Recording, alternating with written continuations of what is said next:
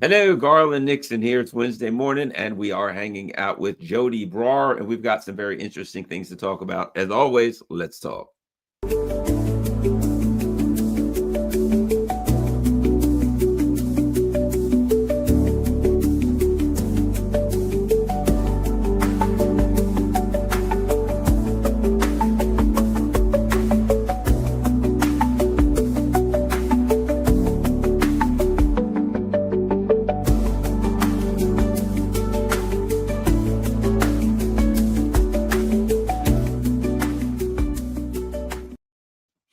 Hello, Garland Nixon here with Joti Brar. And as always, we've got interesting things to talk about. Frightening, horrifying, but revolutionary. So I think that's good. Oh, whoa. Hold on a second. I got to get Rockfin going. All right. I think we're rolling.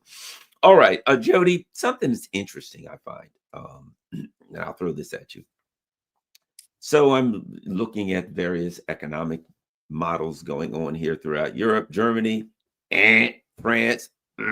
The UK, I'm not going to say the UK is at the bottom, but they're so close to the bottom. If they hit the bottom, they wouldn't make a sound. Okay. And I was listening to someone the other day talking about, and they were talking to a bunch of MPs or something in the UK, and they were like, things are terrible, things are horrible. What are we going to do? And the MPs were like talking about Ukraine. Yes, well, what about Ukraine? Like, there is no concern amongst the ruling elite. I imagine there is for the plight of the masses, shockingly. But their only concern is we must continue the war in Ukraine. I suspect there is a connection. Joti Brar. Thanks, Garland. There is 100% a connection between the desperation to keep the Ukraine war going to the conclusion that the imperialists still hope they can get to, which is the fall of Russia, the breakup, the looting of Russia. That's the goal of the war in Ukraine, right? It's not the liberation of the Ukrainian people who were deliberated in 1991, further deliberated in 2004, and completely couped in 2014, right? The liberation of the Ukrainian people is not on the agenda of any of the Western powers. What they want is to use Ukraine to bring down Russia. They want to break Russia into pieces. They want to loot its resources. They want to control its political system so they can control its wealth, its markets, its people. That's their aim. And they need it desperately because, as you said, the economic situation, the crisis, the global crisis of capitalism is getting worse day by day. And the more that they fail in their endeavors to bring back demand to their economy through the wars, the more they seem to be failing on their war fronts, the more desperate their situation gets. Because we talked, I think last time we talked about Trump talking up the markets, right? The market confidence is going in sector after sector. You know, there was a big load of hype, wasn't there, into the whole AI sector. And there's a kind of sense that, if we can turn this basically ChatGPT type model of, they're calling it intelligence, but it's a big data model.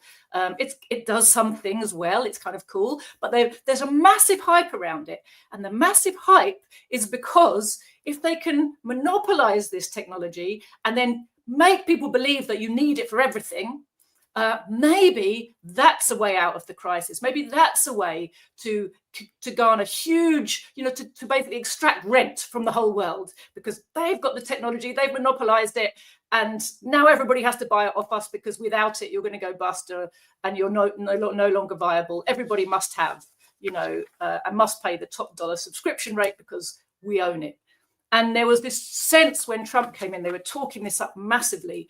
And then that was holed, wasn't it, below the waterline by the DeepSeek developments. Of this type of thing is going on all the time in the economy. All around the world, people are looking at the fact that they get a much better deal if they go to business with China than they get if they go into business with the West, whether it's the EU, Britain, US, or some combination of the above, with Western finance capital. So there are, and this is all exacerbating the fact that at the root of this all, there's a massive overproduction crisis. We've talked about it lots of times. I won't go into the details of what that means again. Please do refer back to earlier videos or to Karl Marx if you want to understand more about that concept. But the whole thing is, you know, this is a crisis the capitalists can't solve. They can't bring back demand into the market because they've impoverished the people who need to buy the things around the world, globally. It's a global marketplace, and the masses of the people of the world are too poor to buy the products that their own work has produced, right? That's a problem of capitalist production. That's a problem that the capitalists can't escape. And because their system is now global, their crisis is global. Now, we saw that Lenin identified this during the First World War, that this is what we're looking at now. That capitalism has become monopoly capitalism, and it's become a global system. This is what imperialism in the modern era means. It's not like the Roman Empire. It doesn't just mean expansion and domination of a bit of the globe. It's a global system of capitalism at its monopoly stage. And because the market is global, the crisis is global. And so no individual capitalist or capitalist country can solve the crisis in their own market in an isolated way, right? Britain can't have a strategy for solving the crisis because the crisis is global, right? If like British capital has been having these crises since 1820. That's how long capitalism has been finding that, oh, its home market is glutted. The people at home are too poor to buy the goods we've made them produce. The only thing we can do is expand abroad, make our markets bigger around the world. That was the basis on which Britain became the workshop of the world in the 19th century. But that's not what Britain is anymore. Britain now is a completely parasitic excrescence on the body of the world, simply using the British ruling class, using its huge wealth to extract rent from the planet. And that's what it needs to keep doing in order to survive as a class, in order for the system to keep going. The capitalist imperialist system to keep going requires this to carry on. And so the war against Russia and the war against China, the war against Iran, the war against the DPRK, these are all aimed at re-establishing the dominance of Western finance capital and kick-starting the economy, bringing back demand. So first of all, you get demand from making war, huge need for armaments production, and that enriches a section of the ruling class. Then you get demand by reconstruction after you've made a load of damage, right? That's a big Kickstarter. If you look back to the last time Britain and most of the West had a real economic boom time, a real boom, it was after World War II. Why? Because there was so much reconstruction to be done. There had been so much destruction. So this is the destruction wasn't just of wealth and facilities and infrastructure and productive capacity. It was also destruction of things that had already been produced and of people. And this is all the blood price that capitalism demands in order to keep going for another few decades. And that's what we're looking at right now, Garland. We're looking at capitalism trying to pay the necessary blood price in order to re-stabilize on a very shaky basis itself for another decade or two. If we don't resist it, if we don't stop it from restabilizing itself, that is what it will do. But the blood price, as we can see, is enormous and totally catastrophic for the life of, huge section of the population of the planet. And, the genocide in Palestine is just a taster. It's just a taster. The destruction of the male population of Ukraine is just a taster of what's in store if we don't stop this in its tracks, right? So, but yes, this economic decline it's all a symptom of the overproduction crisis and the desperation of our rulers to reverse their economic problems by means of looting parts of the world. That is very real. It's very serious. Nothing can stop that bar a complete change of the system. You can't vote in a government in the West that can reverse that, because it's a systemic problem, and the ruling class that manages the system under which we live, the capitalist system, the imperialist system in the Western countries, that ruling class is not dislodged when you change the government. They are still in power. They still hold the reins of power. They're still the bosses of the journalists. They're still the bosses of the executives of the corporations. They're still the bosses of the government and the parliamentarians. They are the bosses of the civil servants, right? Unless you dislodge them and take apart their whole machinery for keeping control of the country, there is no way to reverse this war drive and this economic nosedive.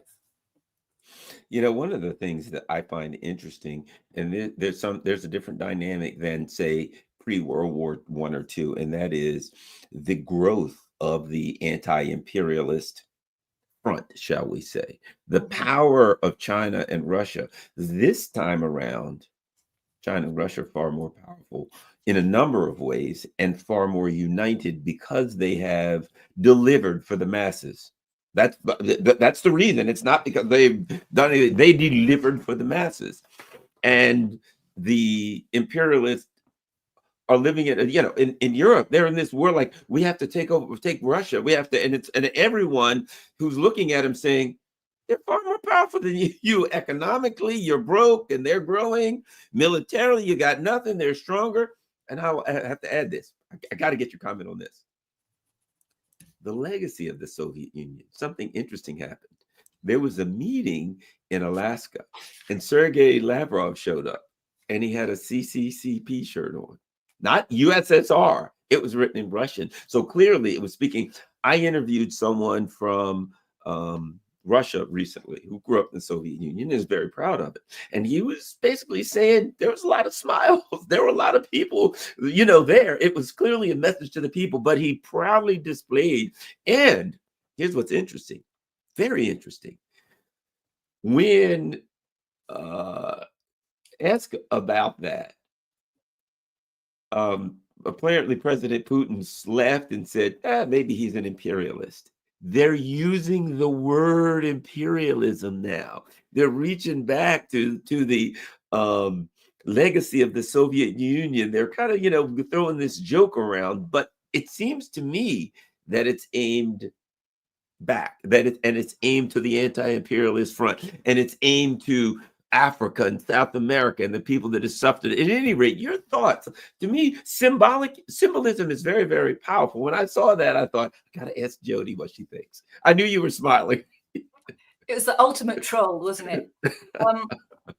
It was of course, people like me, and I think I am like a lot of people in the former Soviet territories in the reaction that I had, which was, that's brilliant. That made me smile. Because it will have totally got up the noses of the imperialist hosts. It's a real kind of, it's a little, small little two fingers, isn't it? That we're not your puppets anymore. And we're not looking for your like total acceptance the way we used to. You know, it used to be that they did a lot of, and probably they still refer to America as our partners. I don't know. I haven't noticed that recently, actually, but it used to drive me slightly crazy. But they do all of this kind of genuflecting before the idea of our partners, our American partners, our European partners, and all this stuff. But they wanted more than anything, didn't they? The new Russian bourgeois, even once they'd become a national bourgeoisie headed up by the Putin government, they really wanted to be accepted as equals by the West. And they thought there was a way to make that happen.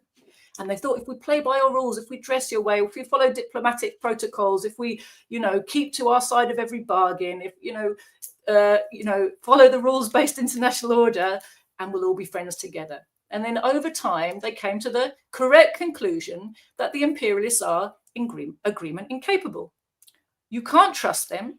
There's only one language they understand. It's the language of force.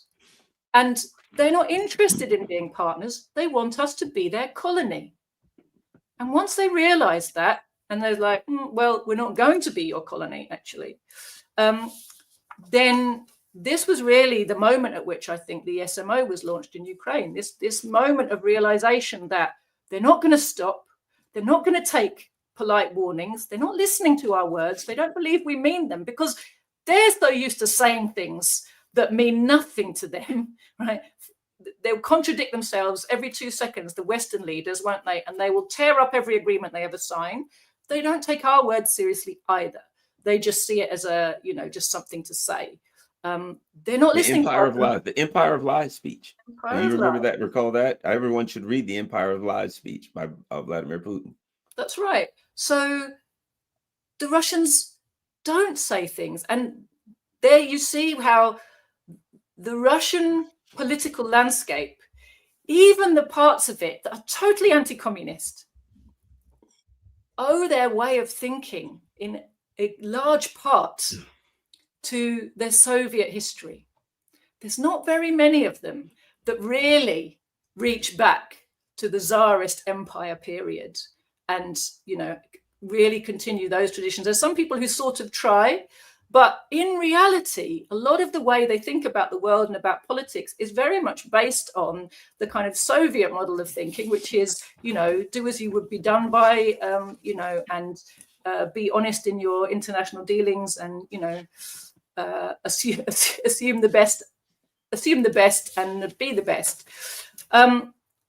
What we have seen since the launch of the SMO is that a real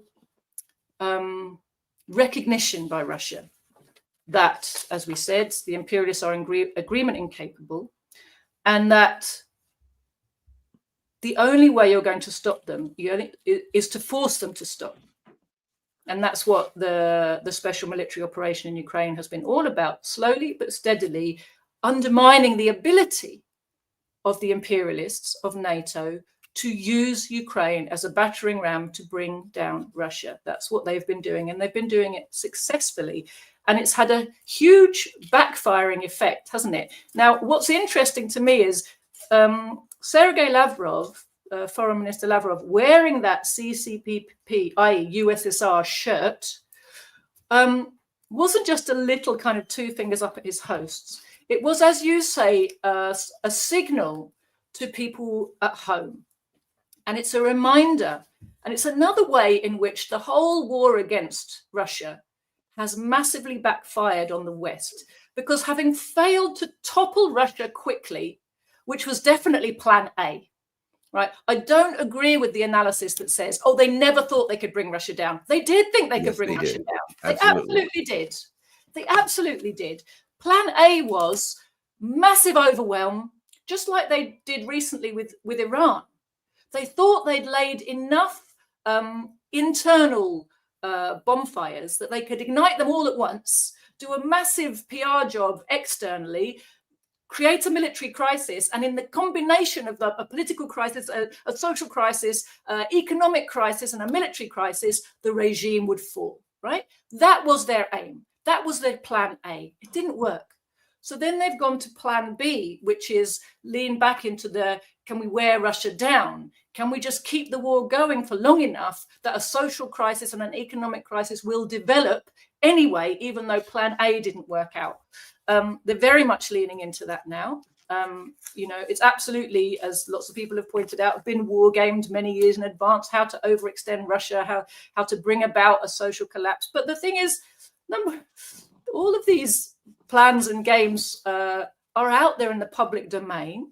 It's perfectly clear to Russia, I'm sure, at this point, what their aim is.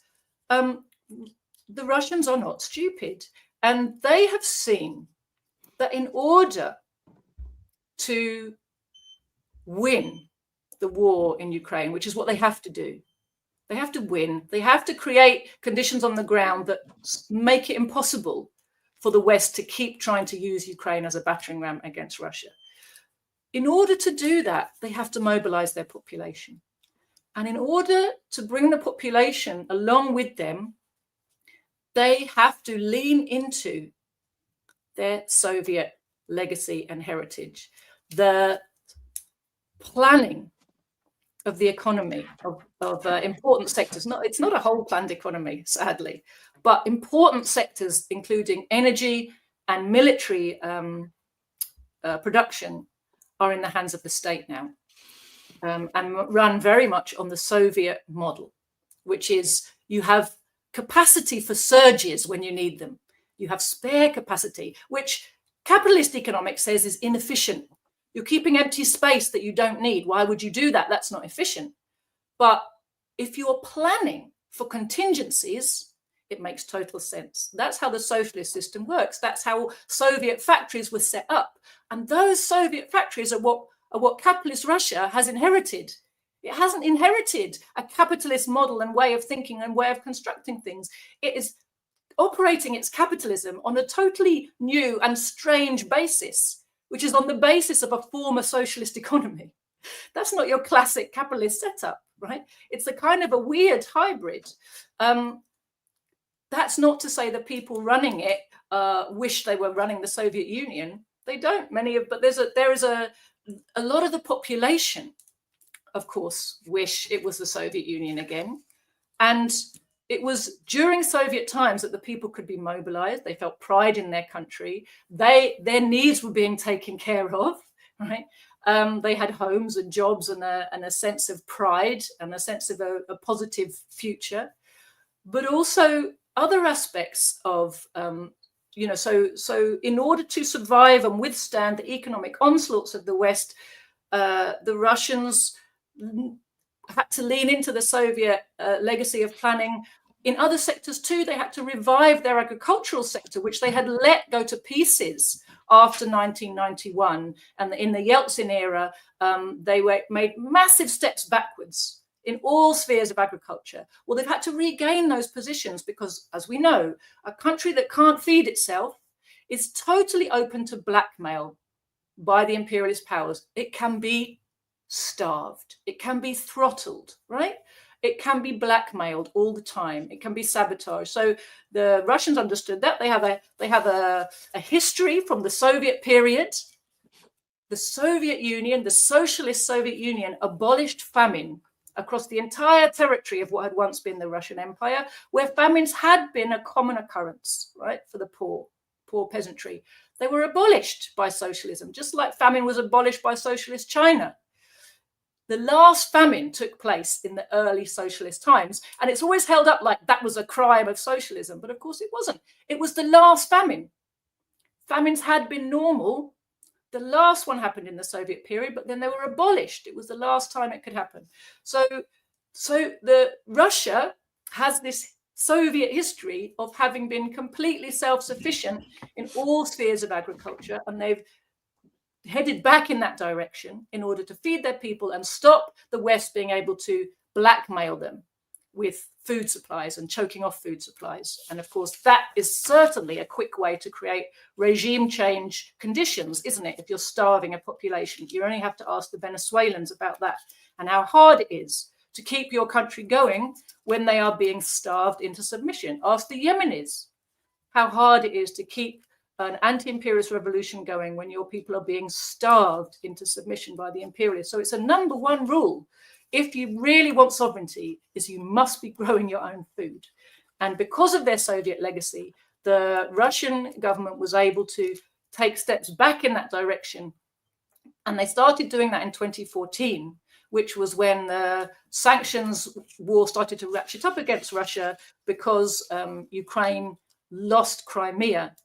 And the imperialists were absolutely livid about it because for them, Crimea was the prize of Ukraine. And they couldn't believe that it slipped through their fingers just when they thought they'd got it. So they, that was the moment at which they really got the knives out for Russia in a big, big way. But yeah, they kind of put Russia on notice that economic warfare is going to keep ratcheting up against you. And the Russians were sensible enough to start taking countermeasures. And so we saw, again, another way that the Ukraine war backfired was that when the West in 2022 used the propaganda of saying, oh my God, Russia invaded Ukraine, when of course Russia was pushed into a position where it had no choice but to go and to the aid of the people in the Donbass, no choice left, right? And again, you can look further into the details of that. I won't outline all of the reasons why now. But Russia was pushed into that It spent a decade trying not to do that. And then finally it was like, no, we're going to have to do it. Okay, so it was pushed into that. And then the West launched this propaganda blitzkrieg that really overwhelmed the masses in most of the world, actually. Even in a lot of neutral states, people were initially kind of shocked because it seemed as if it all came out of the blue, and it was presented by Western media like Vladimir Putin woke up one day and was a maniac and just decided that he was going to take Ukraine, and isn't that awful? And so we had all of this very emotive propaganda, and on the back of that propaganda drive, the West unleashed, EU and USA unleashed this huge sanctions program. And the idea was to collapse the Russian economy.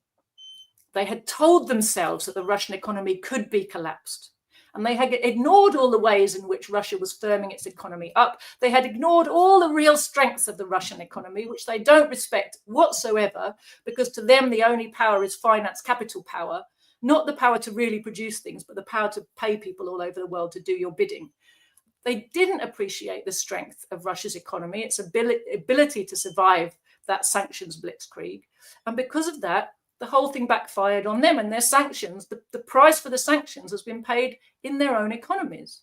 But it brings us back to something important, what you were saying at the beginning about the nosedive in the economies, because what we're also seeing during this crisis is what we see in every capitalist crisis, which is a further consolidation and concentration of wealth. So what you're seeing is huge sections of the Western economies are going to the wall. Small businesses, medium businesses, even quite big businesses are in massive trouble, but there are a few companies and hedge funds at the very top which are buying everything up. They're in a position, it's like a fire sale, you know, when lots of companies are going to the wall, you can get them at rock bottom prices. You can buy them up, you can take them apart, you can asset strip them. You know, we saw the similar process happen during COVID, didn't we? A whole load of businesses went to the wall and they were let go to the wall, but certain sectors were cleaning up. Big tech was one of them, right? Retail, even big retail chains going bust, but Amazon, you know, exploding in importance globally.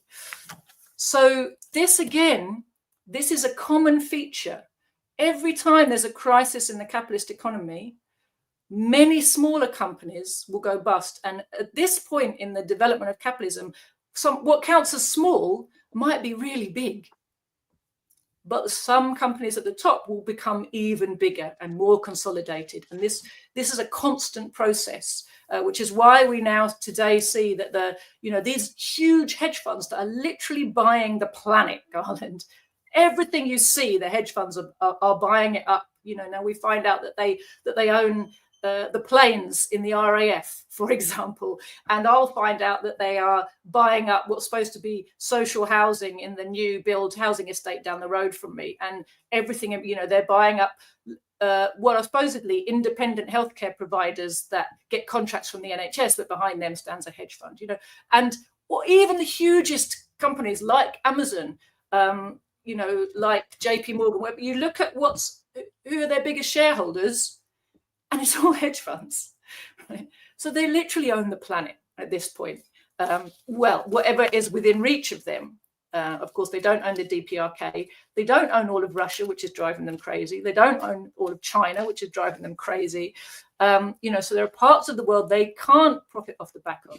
But everything they can get hold of, they are doing. And so we see, you know, that is a process that always goes on when there is economic crisis within capitalism. It accelerates the process of concentration of wealth. But that in itself accelerates the crisis, because the whole crisis has come about, remember, because the masses are too poor to buy anything. Well, the more you concentrate wealth in the hands of a tiny number of people, the more that you are accelerating that very problem that's created the crisis, right? So this is the Gordian knot that the capitalist economics brings you into that can't be untangled. It can only be cut. And the cutting force is the revolutionary masses who say, up with this, we will not put, right? We have had enough of all of this. The only way out of this is something completely new. Of course, that takes a lot of organization, doesn't it? But in the meantime, the way the ruling class is trying to keep us pacified or distracted or diverted or misdirected, while they try to somehow bring back profitability to their system, which basically means, as we said, pushing us into World War III and destroying a whole load of productive forces and bringing down independent countries and looting them and enslaving their people, all of that to try to bring back stability. While they're doing that, and while at the same time, the cost of living is going crazy, the economies are in massive crisis, everything about life is getting worse, even for workers in the richest countries in the world, much worse by the day.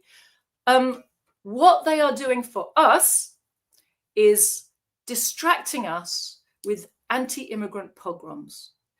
You are having it in the States. And interestingly, I saw a video. I have no idea if this is true or not. These days, it's hard to tell now when a video is served up to you on YouTube. Is it real or is someone faking it? But it was interesting because it purported to be someone in an airport in a kind of what would normally be a busy tourist center somewhere in the USA. I think it was in the southern states. And she basically showed the airport and the plane. And it was a plane from Britain to the USA, empty. And she said, the tourists aren't coming. And the tourists are, so that the USA has a massive tourist industry, right? And it's suffering. Why? Because all of these anti-immigrant pogroms are sweeping up all kinds of unintended victims that is scaring people around the world. Like, oh my God, I can't even go on holiday there. I could end up, in a detention center being, tortured and looked up and, sent into the equivalent of some, Florida Guantanamo. And maybe that's not the best way to end your holiday, right? So that's happening in the USA. In Britain, we have a rerun, basically, of what we had last year, which is deliberately stirred up anti-immigrant riots. And interestingly, the particular group that's at the forefront of them, I mean, all of the leaders of these groups, they're all state assets of various types. We have someone who calls himself Tommy Robinson, but his real name is, I forget his first name, but it's Yaxley Lennon is his surname, right? And he basically works for MI5. But they trot him out every now and again. He's the head of something called English Defence League, EDL, which is a kind of rabidly fascistic, anti-immigrant, very, just super racist, openly racist group, right? But there's a whole bunch of them with different gradations of their racism and of their anti-immigrant rhetoric.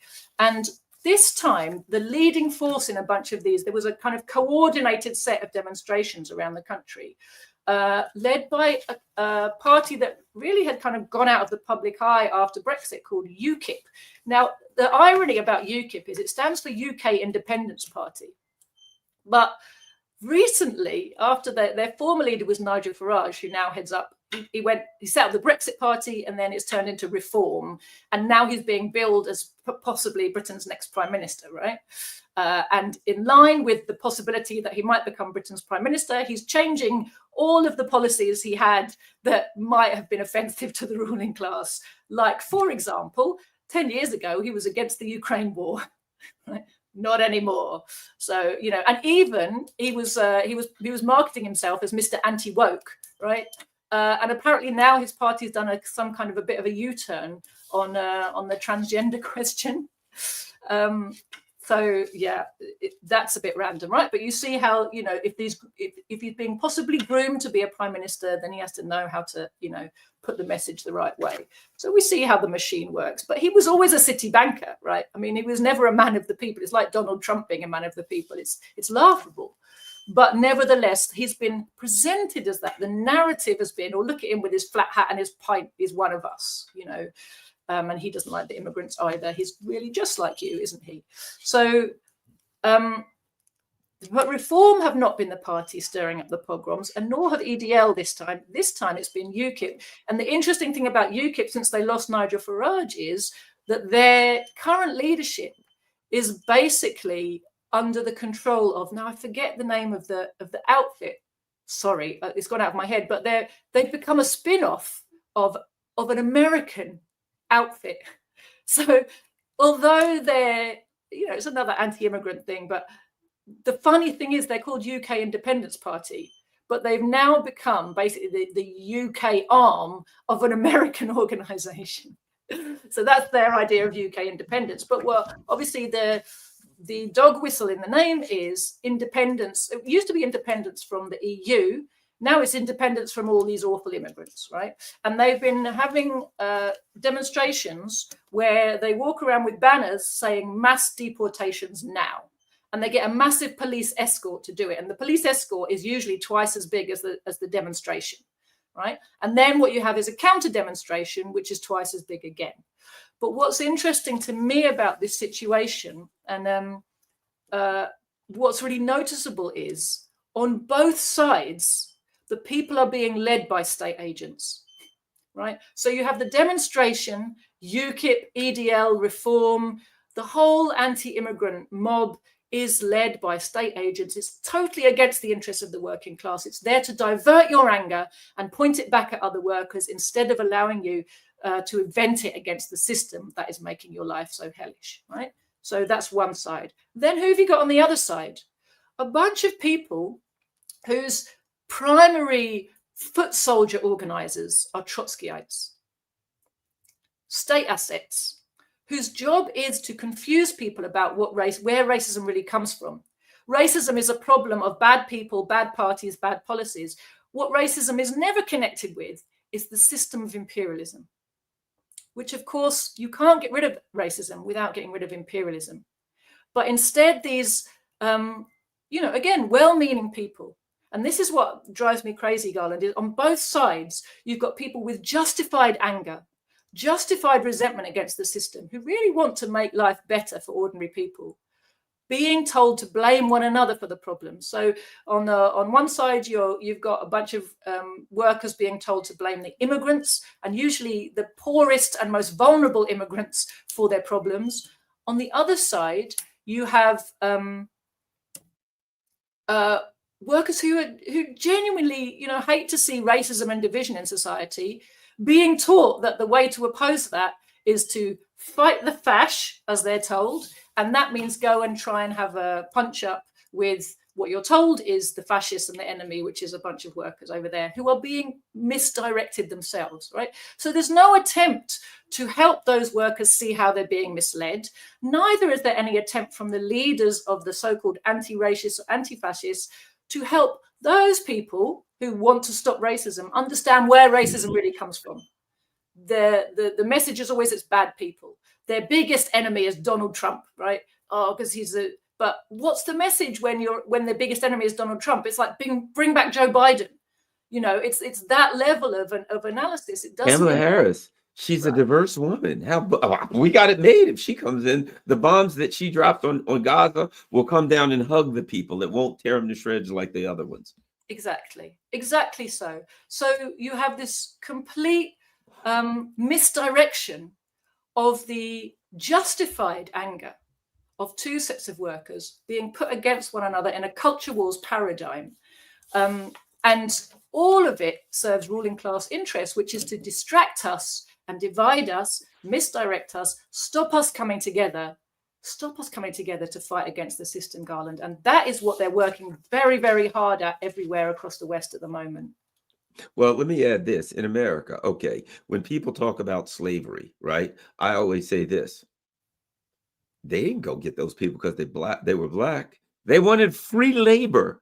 That's what it was. It was free. They were going out of the world. I'm going to take your gold. I'm going to take your silver. I'm going to take your, I need to take labor. They stole labor in the business sense. That's what it was about. So when someone goes and says, there's a picture of Joe Blow, he was a slave owner, let's deface the picture and the bust of him, and over here they've got a statue of him, we'll burn him, knock him down, and all of that, as though Joe Blow, the guy who owned slaves or whatever, he was the guy. Now, I understand the importance of symbolism. I'm just saying, you're still seeing slavery through the lens of race. You're not seeing slavery through the lens of free labor. And when you see it through the lens of free labor, you understand. One of the things I bring up, this is important, give me about a minute. There was a book by Harriet Beecher Stowe called Uncle Tom's Cabin.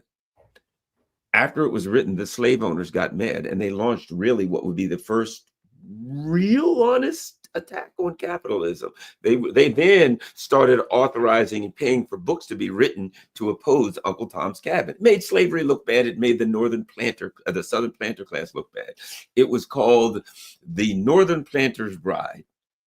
This book said, well, yeah, well, these are slaves, fair enough, blah, blah, blah. But look what you guys are doing. You got the company towns, and these are white people, and you're bringing them in, and you're working them to death, and they're being torn apart and messed up. They've got unsafe. So they launched a legitimate attack on capitalism. And it was like, okay, let's not just kind of ignore what we're doing. It's good because these are childlike slaves. We got to look out for them anyway. A little bit of rape and stuff every now and then. That's not important. What we're really and so basically, but if you really look at it from an aerial view, it's like, yeah, you're right. Slavery is wrong, but it's not just wrong for moral reasons. Excuse me, it is wrong for moral reasons, but it wasn't done for moral or immoral reasons. It was done for economic reasons. And you're right. There's varying degrees. You've got the lowest degree, which is free labor. But then the rich Northerners, they're like, well, these are white people. We can't exactly enslave them per se, but we'll find a way to enslave them. So what you see is varying degrees of the ruling elite saying, how can we abuse the masses? How the hell much can we get away with? If these people, we can get away with abusing them more, we can't quite get away with as much. So we'll treat them as badly as we can kind of get away with. And then arguing it out, pointing fingers at each other. And my point was, well, they were both right. They were both right. You know, Karl Marx characterized the system of capitalism as a system of wage slavery. And it was very important for workers to understand that we are still enslaved under capitalism.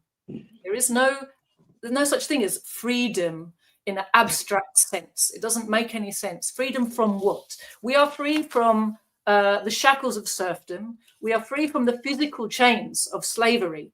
But as a class, the proletariat, the working class under capitalism, is still enslaved collectively to the capitalists. Now, in many ways, this type of enslavement is more convenient for the capitalists. They can still work us to death, and they do, right? But they don't have to pay us when they're not using our labor. Brilliant. They don't have to house us.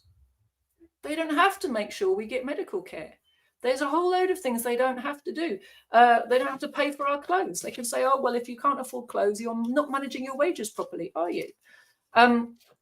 Capitalism for the worker is freedom to be exploited by capital or to die in a ditch. That's your freedom, right? It's not real freedom. You know, there's a beautiful quote by Stalin in an interview he gave to an American journalist. I'm going to mangle it because I don't have it in front of me to read and I don't have it properly memorized. But he basically said, I can't imagine any real freedom for a person who doesn't have guaranteed place to live, doesn't have guaranteed work, doesn't have a guarantee of food on the table. What kind of freedom is that? What kind of liberty does somebody really have if their options in life are so narrow? And they have no access to, you know, the means to change that. The truth is that for as long as we have a division of society into a minority exploiting class, that's a minority that lives from the wealth produced by the exploited minority. And we've had three main eras of that, Garland, in human history. So early days, which is actually most of human history, but in the early days of human history, we were tribal animals. We were basically egalitarian groups. It's classified by Marxists, that whole era, as primitive communism. Then we had the split, the development of productive forces, the ability to produce more than one person can eat. So to then develop a surplus product.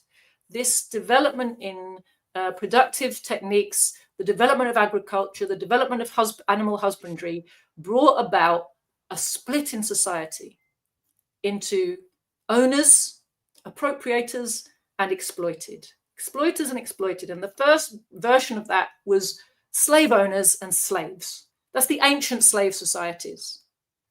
then more developments of production meant that the slavery model didn't really work with the new means of production. You needed the slave to work a bit harder than they work under slavery, which is just reluctantly and under the crack of the whip. He needed to be a bit invested in production in order to use the new tools in a better way. And therefore, serfdom came about, whereby the serf works some of his time for free, he gives to the lord of the manor, and some of the time he works on his own strips to feed himself and his family. He's tied to the land. He's basically a slave, but he has a level of freedom that makes him work a bit harder and is more suited to a new means of production. But it's not that different from slavery, really, is it? There's a lot of rights he doesn't have. He's tied to the land. He's tied to his lord. He's, he can't just go off and make himself a new life somewhere random. Then you have the development of new type of productive forces, capitalist productive forces, which require people to be disconnected from the land. When you have manufacturing being set up, you are collecting large numbers of workers in one place to make things in common because it's more efficient and you make more money that way. So you move from the medieval guild type of small workshop production where you have, a master and a journeyman and a couple of apprentices like that, into a bigger manufacturing setup where you do lots of processes in the same place. So you have a lot of people working in common, and that turns out to be more efficient, and there's more money to be made by the master of that concern. But to do that type of production, you need to free the people from the land. So the famous freedom we have under capitalism is freedom from the land. That was the big movements across Europe. The capitalist revolutions were quickly followed by enclosures, right? Where capitalist farmers who used to be feudal lords became capitalist landowners and farmers, and they started enclosing large areas of land that used to be common land, used to be farmed by ordinary serfs to live off, and said, no, this is mine now, bugger off to the towns, you're needed in the manufactories, and I'm using this for my private purposes, for my sheep, for my deer, for whatever. And the people were freed to go and be fodder for the manufacturers, right? So this was the development of capitalism, and it remains true that as a class, the working class is collectively enslaved to the capitalist class.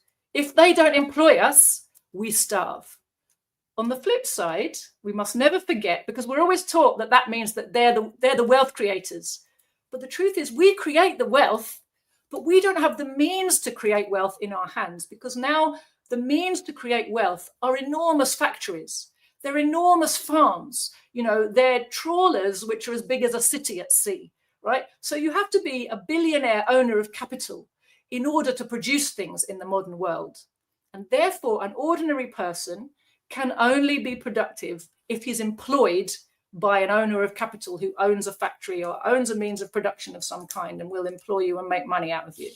So we are collectively enslaved, and that's why Marx correctly called capitalism wage slavery. And the only way to become liberated is to take the next step forward, which is where the working class becomes the ruling class, takes hold of these incredibly productive means of production that we now have, these huge factories, all of this amazing technology and ability to produce in abundance, and uses them to make a plan for production.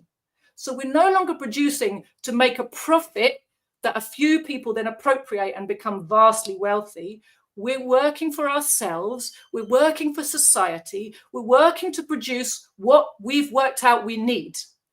And on that basis, we can provide for ourselves a rising standard of living for everybody, nobody left behind, right? The capability is there. It's been produced under conditions of capitalism, but capitalism can't use those, because under capitalism, the only function, the only purpose for the means of production is to produce profit that then is appropriated by a dwindling handful of people. And the masses who are producing all that wealth get poorer in that process. So capitalism brings itself to a full stop. The difficulty is, because these interests are so entrenched, they can't be dislodged without a fight. the system has been ripe for revolution for more than 100 years, but revolutionary crises, come up at certain junctures, and then the masses have to be organized to use that crisis to push through into the next stage of development of society. But when you have that historical overview, it's very helpful in busting the myth that capitalism is either a reflection of human nature or the end of history or an inevitable way that things are, right? Capitalism is one step on the development of mankind from primitive communism to advanced communism. It's just one step on the way. And it's outlived everything useful it had to offer society. It finished delivering up, 150 years ago. At this point, it's only holding us back. As soon as we recognize that, as soon as we realize it not only can be got rid of, but it must be got rid of so that we can move history forwards, then things start to be a lot simpler, and you start to see through a lot of the narratives that we're given a lot more easily. I did want to ask before we go, we've got about 10 minutes, your thoughts on they've been trying to hide the nature of Zionism. As much as they could, you could, if you really paid attention, you're like, holy moly, this is just absolutely, knuckle dragging brutality we're looking at here, right? And now that's just, they're just like, okay, yeah, it is what it is, but we're going to do it anyway. And you're seeing, the true nature of imperialism. To me, that is the leading edge. If you want to understand imperialism, if you want to understand this creature we're looking at, Gaza, it's brutal, it's violent, it's demonic. And I'm not a religious guy, but that's the only word that I can think of that applies. 100%, Garland. And what's frustrating for people like me is, having known this a long time, we've been shouting and screaming about it for so long, and that this is not exactly the first time. This is one in a long string that goes back 400 years. As Karl Marx said, capital came into the world dripping from blood from head to foot, dripping in blood from head to foot. That's what he says in Capital when he talks about the genesis of capital, how originally was enough capital amassed to fuel the creation of these large productive forces. It was through the looting, pillaging, and genociding of peoples all over the world. And this is the way that the ruling class sees the rest of the world, including their own people, is as non-humans, subhumans, Untermenschen, disposable cannon fodder.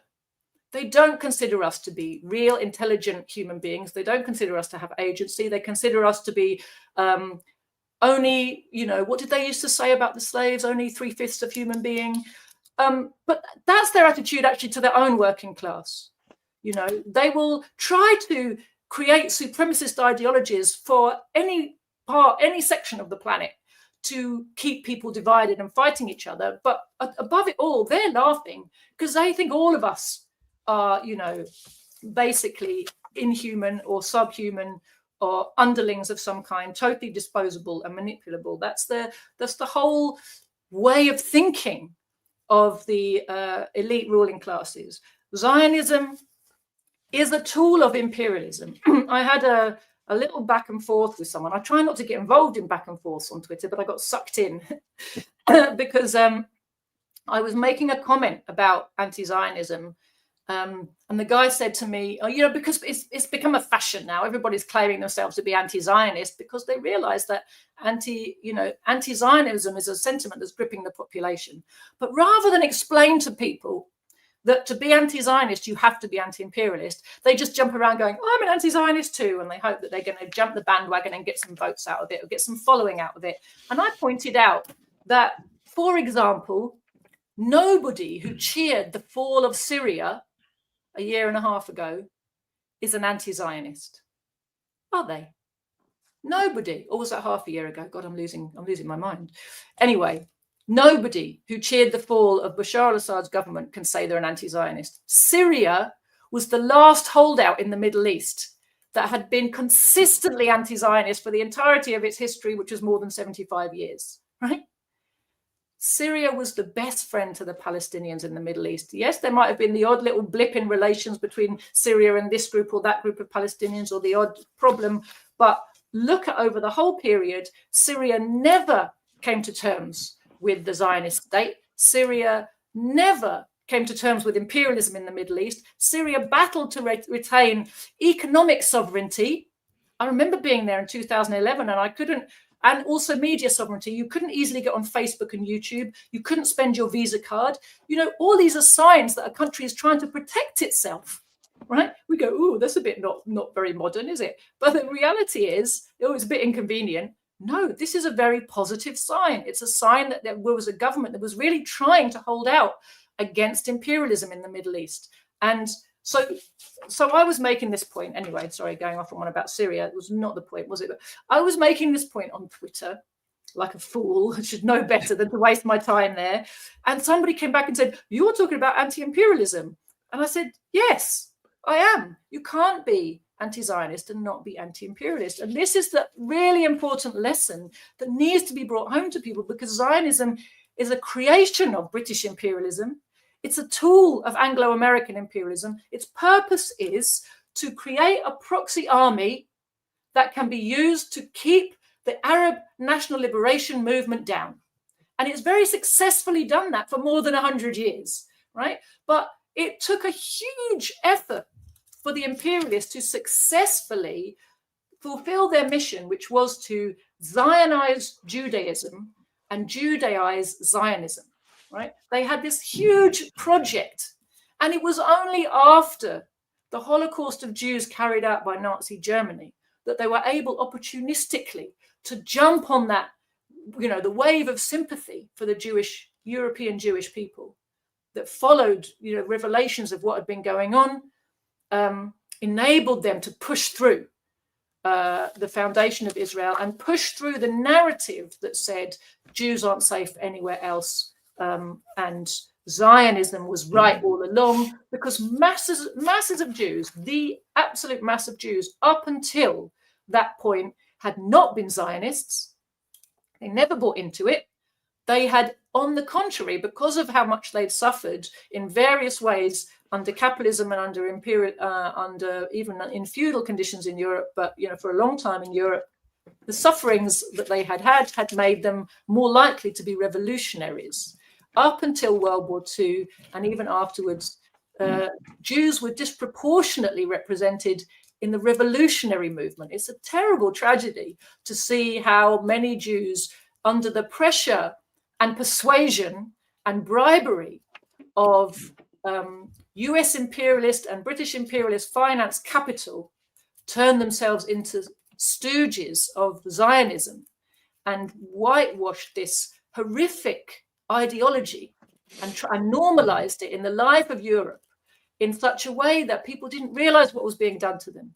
They were being hoodwinked. They were being had. It was being the Zionist colony, which was brutal settler colony, apartheid, was always an apartheid state. It was always a genocidal state.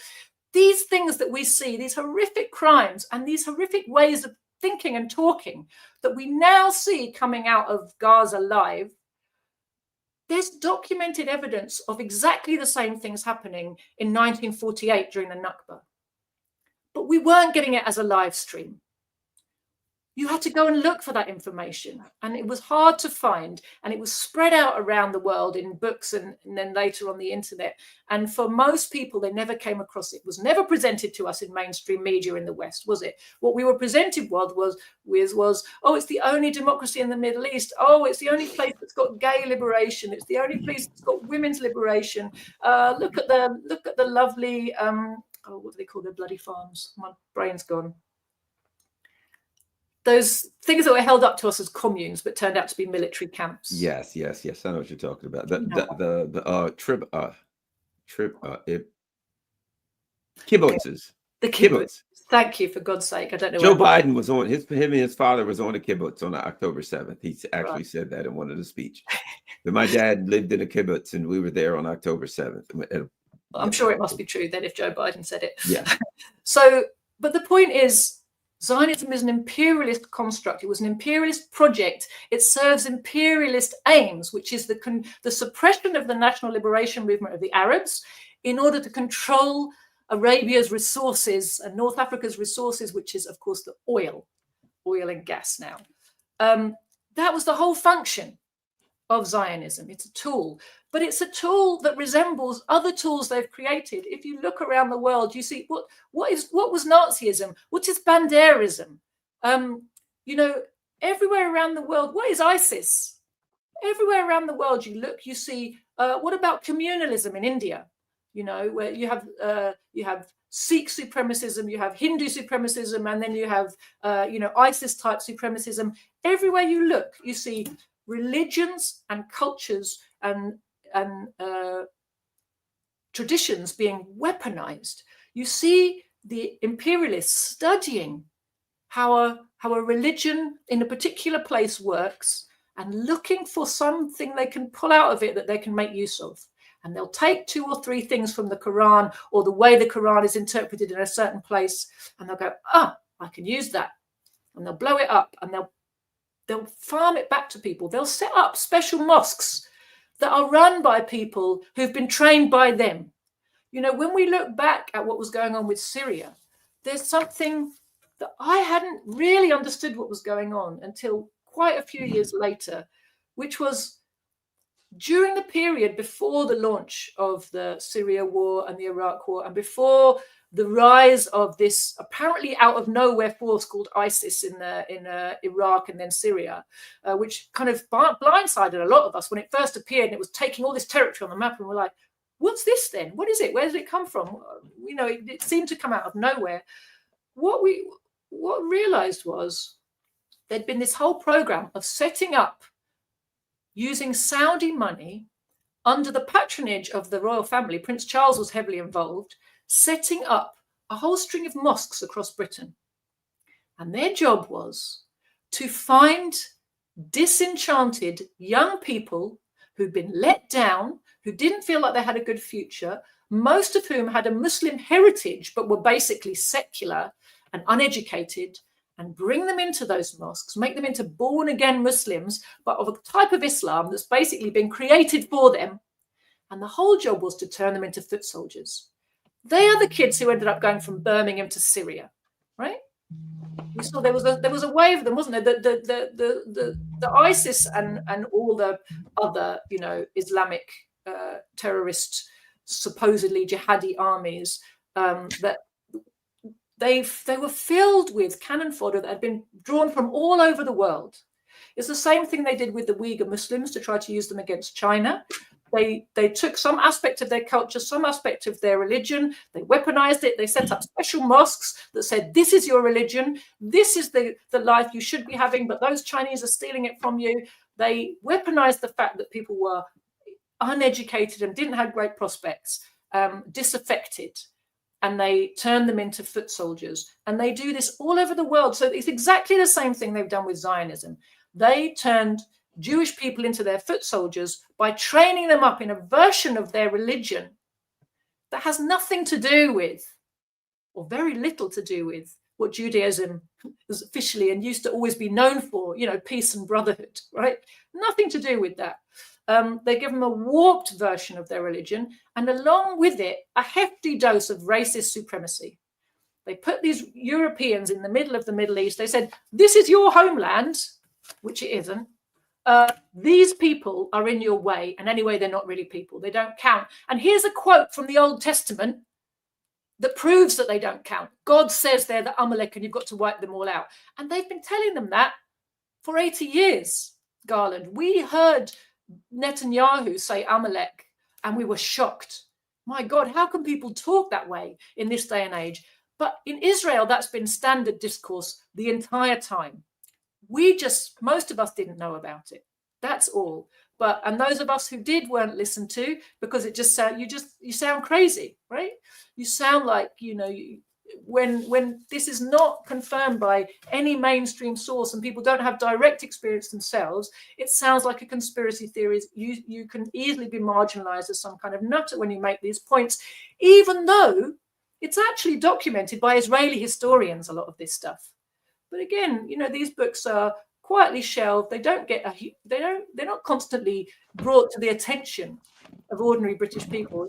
And it's never been understood. There's a certain presentation in the West, in Western Europe and the USA, of what the Israeli project is, which is completely at odds with the reality. But, you know, we've been taught to buy into. And what I think has been really important about the process of media coverage of the genocide this time around, which is only a continuation of the genocide that's been going on in slow motion. I remember I used to say that to people. There's a slow motion genocide happening in Palestine. And they would say to me, oh, you can't say that. You can't say that. But now it's clear to see this is a continuation of a genocide that was already ongoing in a slow motion way for a long time. There was a big genocidal outburst in 1948, and then there was slow motion genocide carrying on for 75 years after that. Now we've had another massive intensification, but it's in the glare of publicity. And the publicity has come not because of mainstream media suddenly getting a conscience, but because mainstream media can't pretend it's not happening, because if they do, they're totally exposed by the live streaming of it to people's phones via social media. So this has been the positive aspect of social media. There are some parts of it that just can't be totally controlled, and people are seeing now, and they're getting a lesson. They're getting a live streamed lesson in this is what imperialism demands for its survival. Is this all right with you? Joti Brar, tell everyone where they can find you and follow you online and all of your stuff, your organization.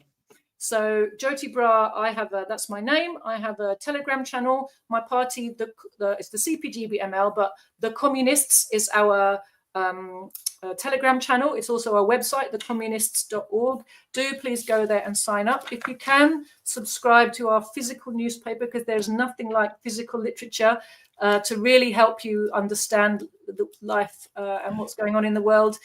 Really, the information sticks much better in your mind if you read it off the paper than if you read it on a screen. But anyway, you can sign up to our newsletters there. We also have a very good YouTube channel called Proletarian TV, where we always replicate these shows with me and Garland, but we also have speeches, presentations going back, 15 odd years on topics of everything of importance. So check that out. Thank you very much. Thanks, everyone. And make sure you follow me on Telegram and Rockfin and Rumble and all of that stuff. And as always, the most important thing you can do is share this on all your social media platforms. Thank you very much. We're out.